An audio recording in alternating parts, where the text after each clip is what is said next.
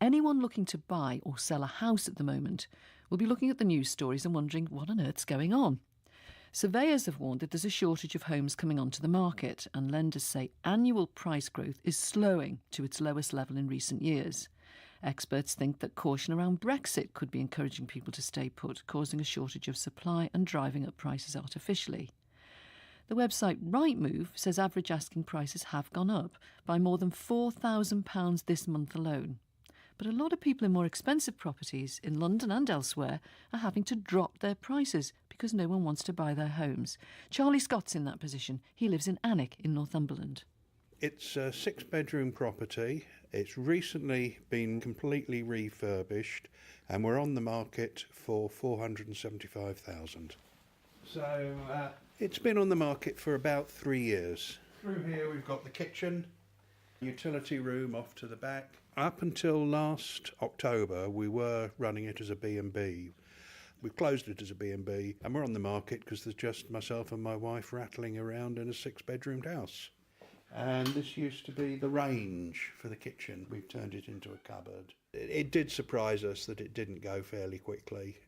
Alnwick is a very popular tourist destination, and as a business it did very well indeed, and we really thought it would be snapped up.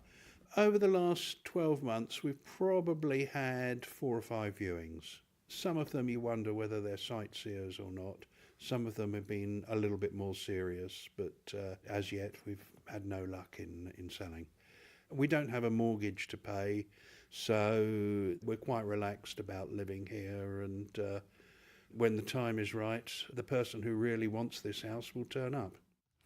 That's Charlie Scott. Well, Miles Shipside is the director of the property website Rightmove.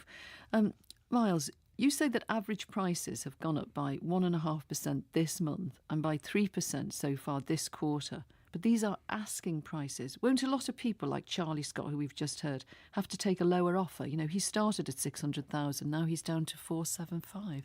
It's all about local supply and demand and what property style people are looking for. So overall, good demand for properties, but particularly higher up the price brackets, more discretionary movers. Some of them are staying put.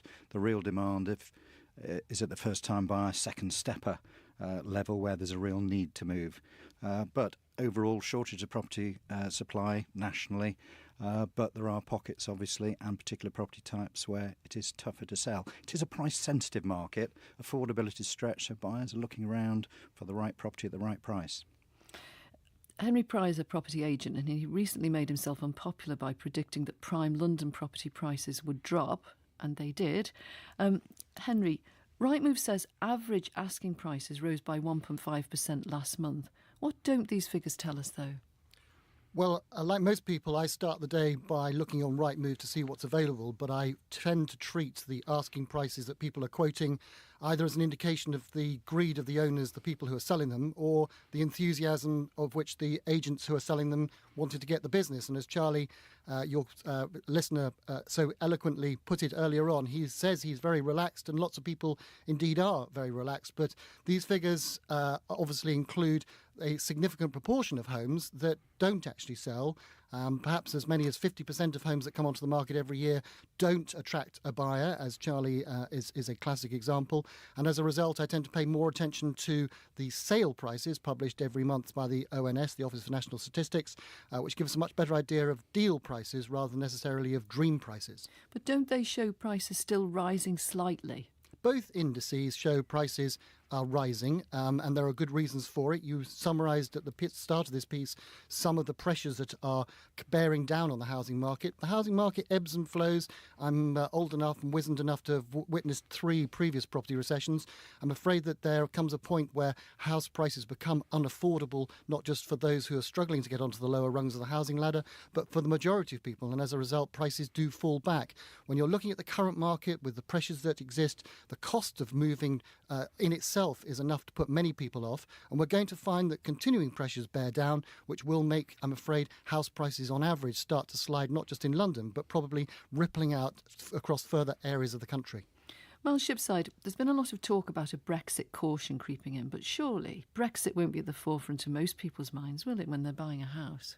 Indeed, and that's what these figures show. And housing transactions remarkably resilient, around 1.1 million a year for the last 4 years. So both pre and post Brexit, a lot of consistency there.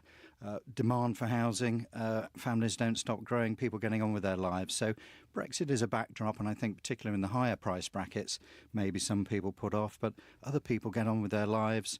And I would suggest that the lack of supply and the strong demand helps underpin prices, but we're not seeing a boom market, we're not seeing rampant price inflation, but there is the demand there, meaning that with that shortage of supply, prices keep creeping up as opposed to rising rapidly. Henry Pry, we're talking average prices here, aren't we? And isn't part of the problem that there is no UK housing market any longer, that they will be falling in prime areas of London, rising, we keep reading, in the north, but then in some parts of the north still not rising enough to even get to their pre-crash levels? Correct. If you are in Belfast listening to this programme, you'll be aware that house prices are still 50% below where they were at the start of the credit crunch a decade ago. We know from BBC research at the end of last year, 53% of homes, once you factor in inflation, are still worth less than they were a decade ago. It's only London and the South East where house price inflation has made a massive and demonstrable impact, and that there is today a north-south divide is actually ironically that the north of the country is still paddling along relatively comfortably, whereas in, as you say, central London house prices are down by as much as 15% over the last 12 months, and somewhere else are falling in other parts of the southeast as well. Henry Pry and Miles Shipside, thanks both for coming on.